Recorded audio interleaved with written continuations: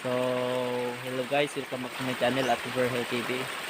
So, ngayon na po tayo nakapag-video dahil sa mga nagdaang mga bagyo at maulan tayo nakapag-video. So, ngayon guys, ako po ay magsusulod ulit ng panlayan, yung pinakalasmat na sulod para yung putik nagiging malapot po.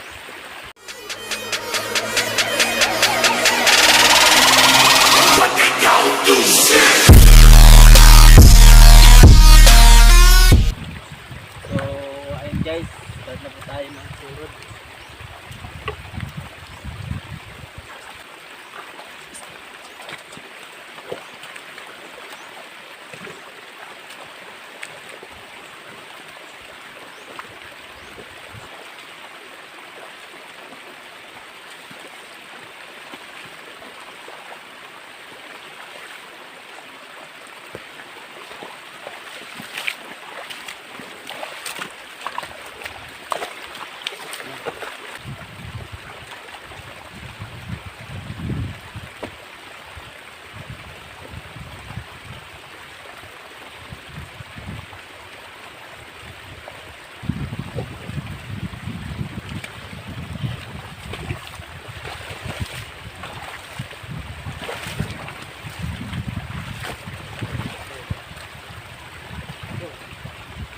So, ayun guys, tapos na po tayo magsulod. So, ayan po yung tapos na po magsulod guys. Lapot na po yung putik. Tapos na rin sa baba na yan. So, ayun guys, tapos na po tayo magsulod. Ang susunod po natin gagawin ay papatayin po natin yung putik. Ito po yung gagamitin natin ang pantay.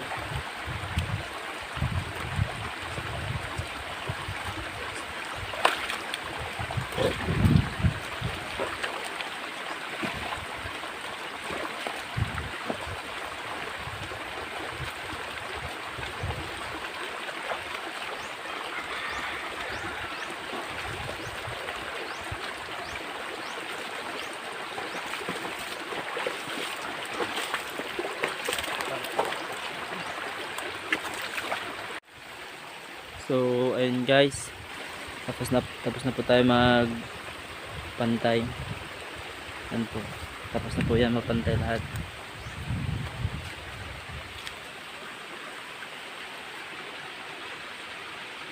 Susunod po natin gagawin guys, papatuyuin po natin yan. Tatanggalan natin ng tubig. So, ayun guys. Tapos na po natin tanggalan ng tubig yung palayan. Ayan na po yung ano po siyang tubig. Ang susunod po natin gagawin guys, ano po tayo ng palay, magsasabog. Kakalat po natin dyan. So ayun guys, iba po yung proseso ng pagtatanim ng palay dito. Hindi yung nakasanayan natin na yung mismong puno ng palay yung itatanim natin. Ginagawa po namin yung pagtatanim ng ganitong paraan para mas mabilis yung pagtatanim ng palay. So ayun guys, ito po yung palay na gagamitin natin sa pagtatanim. Ito po yung isasabog natin, pero dapat din ito po nakatubo na siya. Pag magpapatubo po kayo guys, kailangan yung palay na nasa sako ibabawad po siya ng isang araw tsaka isang gabi. Tapos pag nababad na po siya, iaahon po, tapos ibibilad sa init. Tapos pagtapos po na mabilad, babalutin po siya ng plastic, tapos para tumubo siya. Ayan na. So ayun guys, simulan na po tayo.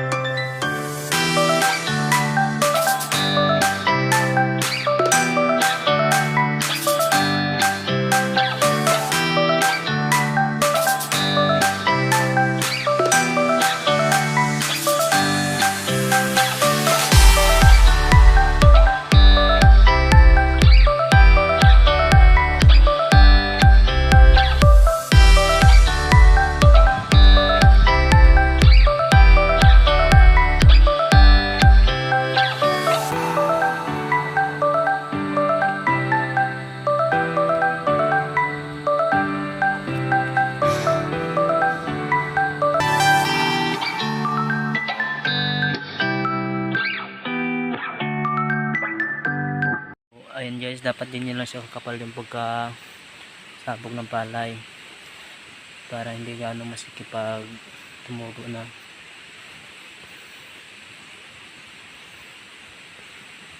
Tapos na po tayo mag sabog guys. So ayun guys, tapos na po tayo magtanim ng palay. I hope you enjoy my video. So please like and subscribe and click the notification bell para updated kayo sa susunod kong i-upload na video. Thank you so much.